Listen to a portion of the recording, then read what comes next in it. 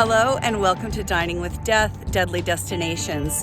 I wasn't planning on filming this episode, but I read an article online about how a very terrible and kind of infamous case has just been solved involving a girl who was a student here at El Dorado High School. I'm Stacy Lee. Let's begin. I want to preface this by saying this is a really important case. I'm kind of disappointed it hasn't received the attention it deserves, and that's a big reason why I'm bringing it to you today. It's a sad case, but scientifically, it's a very important case, and I know so many of you involved and interested in true crime are really going to appreciate hearing about this groundbreaking news. Las Vegas. It's a place like no other. This is the real city that never sleeps. I know that saying is usually tied to New York, but sorry, it actually belongs to Las Vegas. Today we are going to talk about a case that, after decades of mystery, has just been solved. I remember this case quite well, and as soon as I heard it had been solved, I knew I had to drive down here from Utah and film an episode. I foresee a lot more cases like the one we are discussing today in the future. Something happened in this case that has never happened before, and it's a foreshadowing of things to come. DNA science is getting better and stronger and more available, and these bad guys that have gotten away with such horrific things for so long, for a lot of them, their days are numbered, and I couldn't be happier about that. So I'm really excited to bring you this groundbreaking story, and one that does have some long-awaited resolution. If you've watched this channel, you've heard me talk about one of the main reasons that I started this channel. I want to raise money to donate to departments that have DNA evidence in storage, but that cannot test that DNA because the funds are not available to do so. That's my dream, and that's part of why this case means a lot to me, and I'm sure it will be important to a lot of you as well. But first, let's talk a bit about our deadly destination. I have worked in Vegas for more years than I can count as a musician and singer.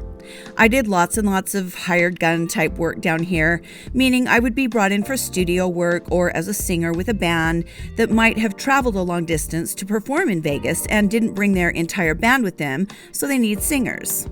I was the female singer for a really well-known Vegas-based country band, the Randy Anderson Band, for a while as well, but mainly I worked in Vegas as a singer-songwriter, playing my own stuff and playing with various other cover bands. My husband spent most of his childhood in Vegas. His father, my father-in-law, was Howard Hughes' private pilot for the last years of Howard Hughes' life. And when Hughes died, he went to work for Northwest Airlines and was based out of Las Vegas. So we both have lots and lots of ties to Vegas. And after we decided to leave Austin, after living there for 3 years because my daughter announced she was pregnant and we couldn't stand to be so far away from Utah in Texas, we decided to move to Vegas. Vegas is only about 90 minutes down the road from where I'm at now, and to be honest with you, I see Vegas again in our future pretty soon. So I know that when you hear Las Vegas, you think of this, and this, and this, and this, and on and on and on. And you're absolutely right. Vegas is all of these things. We actually lived right downtown, about 3 blocks from Fremont Street when we lived in Vegas, and it was fantastic. I absolutely loved living there. I could lay in bed at night and hear the Fremont Street concerts, watch the fireworks go off whenever there was a special event, and look down onto the street below as partiers and tourists made their way downtown. Just talking about this actually makes me want to move right back to that same spot. Vegas is the city where you can get anything you want at any time. You can have the best meal that any chef in the world can make you in Las Vegas. You can buy the best clothes money can buy. You can buy the most expensive jewelry. You can ride in the fastest cars. You can purchase or look at the most prized artwork. And the top designs from the top designers of the world, they're at your fingertips. And in Vegas, you can do it all at 3 a.m. if you want, for a price. Money can get you absolutely anything you could possibly want. Anything. In Las Vegas. And again, for a price, you can have it within the hour. There is no place in the world like Las Vegas. We have a special place in our hearts for the Bellagio because almost 25 years ago when we first started dating and we were raising 3 kids and money was kind of tight, that was our super fancy weekend getaway. We have been staying at the Bellagio for so many years that at one point we knew all of the security officers and the pit bosses and lots of the servers as well. It always brings back a lot of great memories for us to visit here. I also love the Wynn, which is just a gorgeous newer hotel that has the most fabulous seafood Sunday brunch on earth. If you want the best meal money can buy, take your pick. The best chefs in the world work here. Michael Mina, Jose Andres, Guy Savoy, Joel Robuchon, Thomas Keller, Gordon Ramsay. They all have fabulous restaurants here. Now, I'm going to let you in on a local's secret. If you don't want to spend $200 to $500 a plate on dinner, but you still want a fabulous steak for about $40, I got you. Hugo's Cellar, which is in the basement of the Four Queens on Fremont Street, that's your spot. All of the servers are older gentlemen. They wear tuxedos and give each of the ladies a red rose when they enter. The steaks for $40, out of this world. And do not skip the salad because they actually wheel a little salad cart out to your table and make it for you right there. The cart has all the ingredients on it and you just tell them what you want on your salad. They make it, they toss it in the dressing and serve it to you old school style. And yes, they also have bananas Foster that they flambe right at your table. It's like stepping back into the 1970s, and it's one of our absolute favorite Las Vegas experiences. The shopping in Vegas is unmatched. Anything you can get in Beverly Hills or Paris or Milan, well, off the rack anyway, you can get in Vegas. You can stay in the world's nicest hotels, you can rent the world's most expensive cars, you can gamble, you can drink, you can even smoke inside many places, something that's pretty much unheard of these days. Whatever you want, you can get it, buy it, eat it, do it in Las Vegas. But what about the people who actually live there? This is not their Las Vegas. Their Las Vegas looks a lot more like this. Their Las Vegas is full of chain restaurants and shopping malls and auto parts stores and gas stations. Their Las Vegas looks pretty much like any other town. Vegas has a few suburbs like Henderson and Summerlin, and even through the pandemic, it has continued to explode in growth. It's moved so far south that it's kind of hard to believe.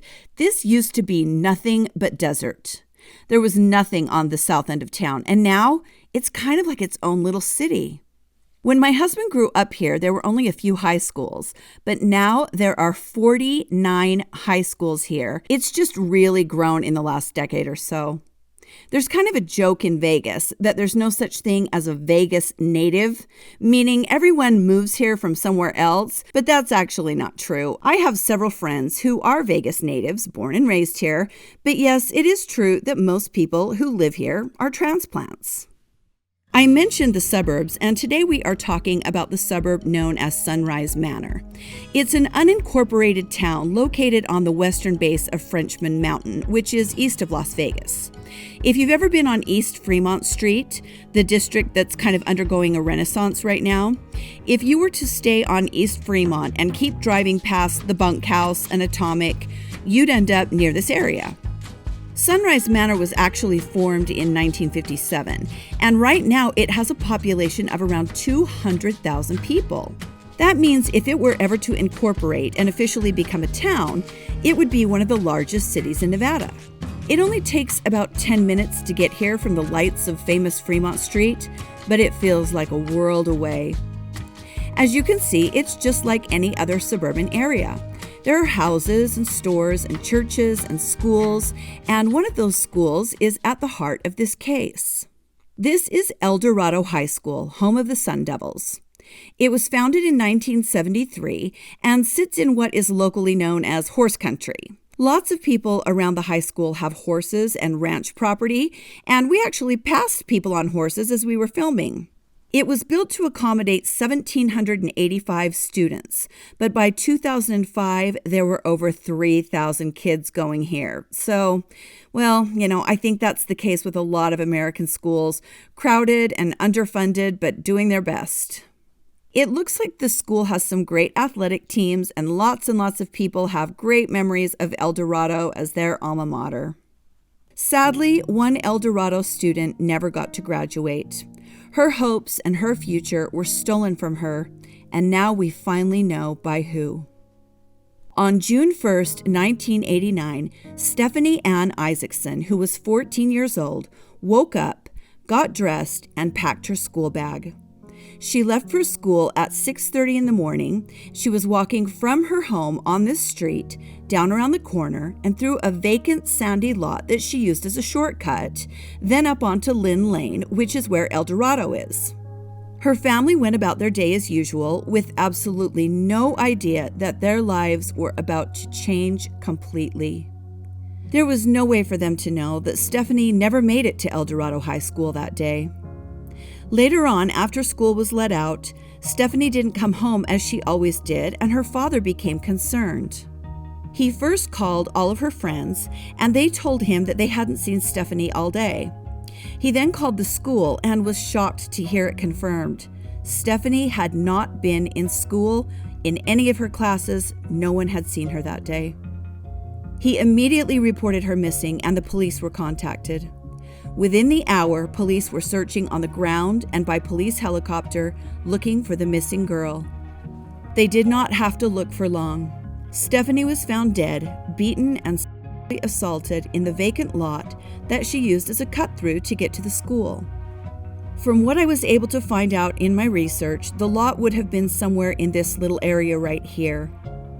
Stephanie was taken to the morgue where an autopsy was performed, and it was determined that even with all of her injuries, her cause of death was actually strangulation. This poor girl, doing nothing but minding her business and walking to school, crossed paths with a monster who had likely been watching her for some time. The case was investigated for weeks and then months and then years, and despite the best efforts of the Las Vegas Police Department, it went stone cold. Years went by and then decades. Stephanie's parents say they relegated themselves to the fact that the case would never be solved and that they would never know who killed their beautiful daughter. But then something very extraordinary happened. The Las Vegas Police Department was contacted by a laboratory that does very advanced DNA testing, a type of DNA testing that is not only cutting edge, but is very expensive, and therefore publicly funded police departments do not have access to this kind of testing.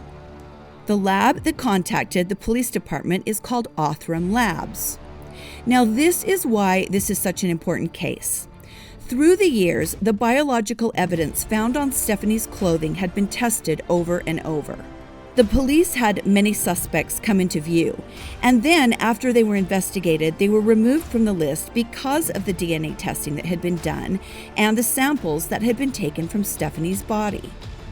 After all of this testing was done, only 15 human cells remained to be tested. That's it. That is a tiny, minuscule percentage of what is normally needed to do DNA testing.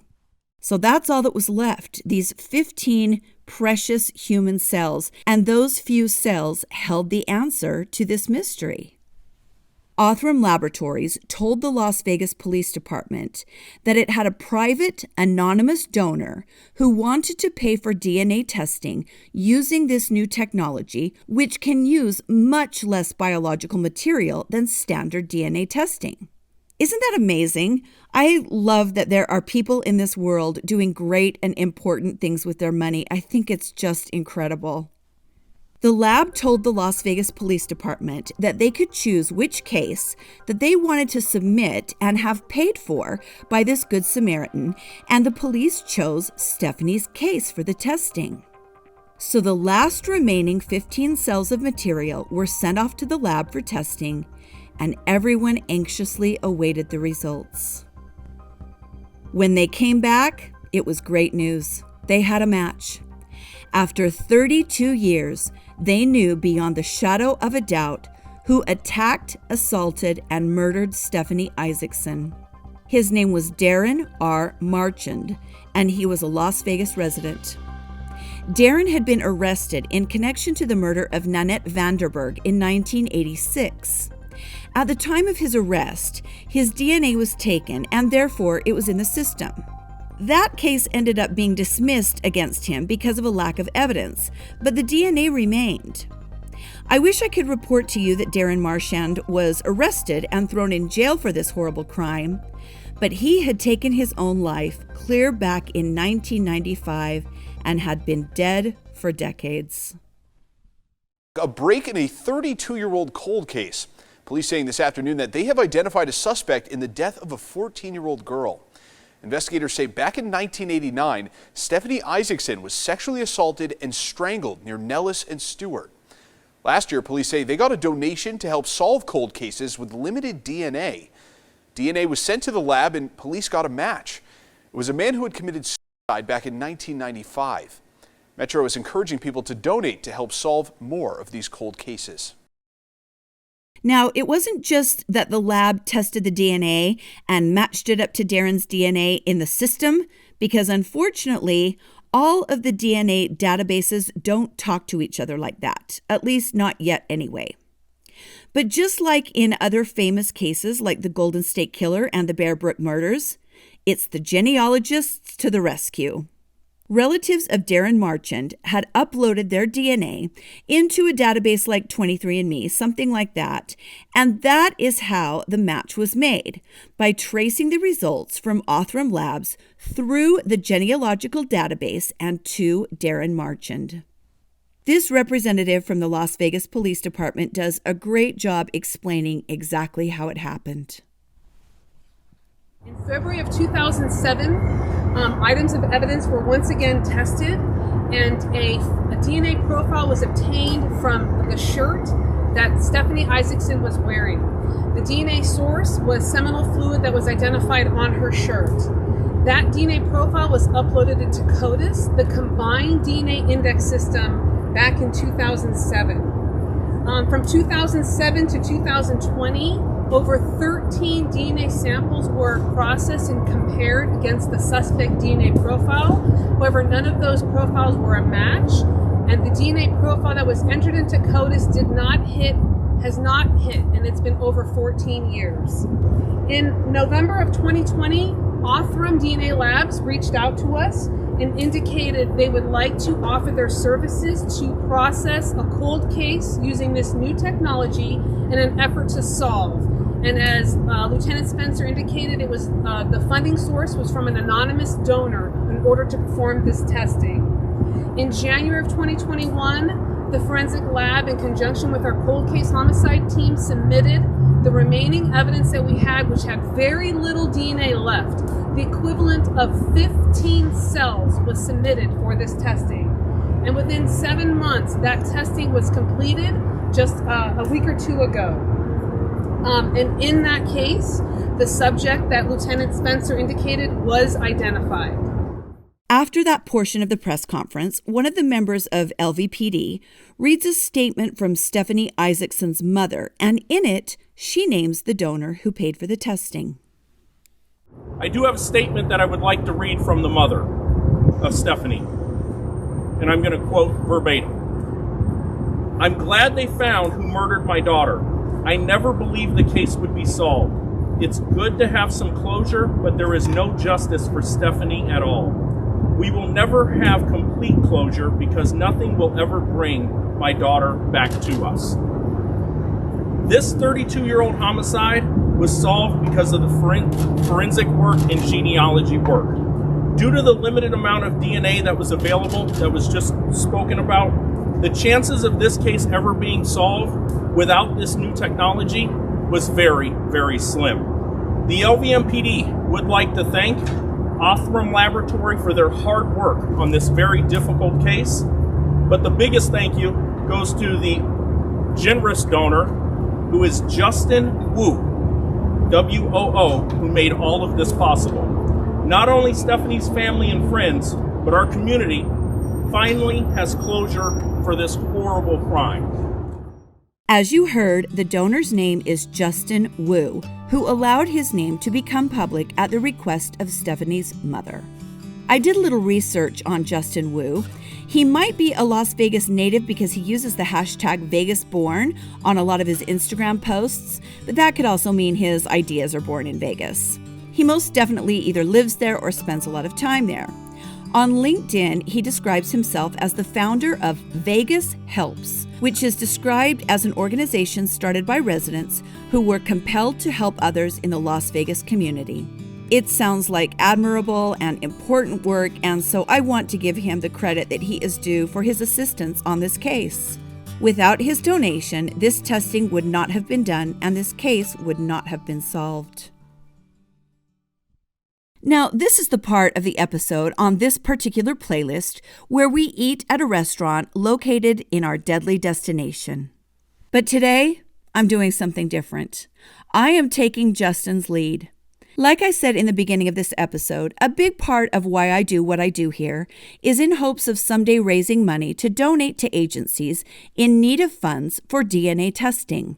So instead of exploring the food in Sunrise Manor, I have donated the money we would normally spend on this episode exploring the culinary world, plus some extra, to the DNA Dough Project. The DNA Dough Project works with law enforcement agencies and medical examiners across the country, helping them solve their most difficult cases. It funds smaller and lesser funded agencies and gives deep discounts for testing and even donates their services entirely at times. You just go to their website, www.dnadoughproject.org, go up to the button that says Donate and click. About halfway down the next page is another button that says Donate. Click on that, and then there you are. You have the option to add your information or remain anonymous, and you can donate as little as $10 up to whatever you would like to give. I know it's the holidays, so hey, if you can't give right now, maybe keep this in mind for when you've got an extra 10 or 20 bucks. If you can't donate at all, maybe share the website on your social media page or do something similar to help raise awareness. We all are just doing what we can, right? We're all in this together, and it's nice to know there are so many true crime lovers who actually get involved and help out when they can. We got to look out for each other, right? So do what you can or do what feels right for you. Just help us to raise some awareness for these projects. I just want you to know that I'm happy you're here and I appreciate you watching. I want only the best for you, and I really appreciate your time. Together, we can make real, important change for victims and for the families of victims. We will never prevent all crime, but when we come together and show that we care, we can make a huge difference in the lives of those affected by what we cannot prevent. Again, I'm so happy you give me a little bit of your time, and I truly believe that this true crime community is the best there is. Thank you for joining me today on Dining with Death, Deadly Destinations. Like and subscribe if you haven't. It helps me out a lot. Stay safe and be kind to each other, and I'll see you next time on Dining with Death. Bye.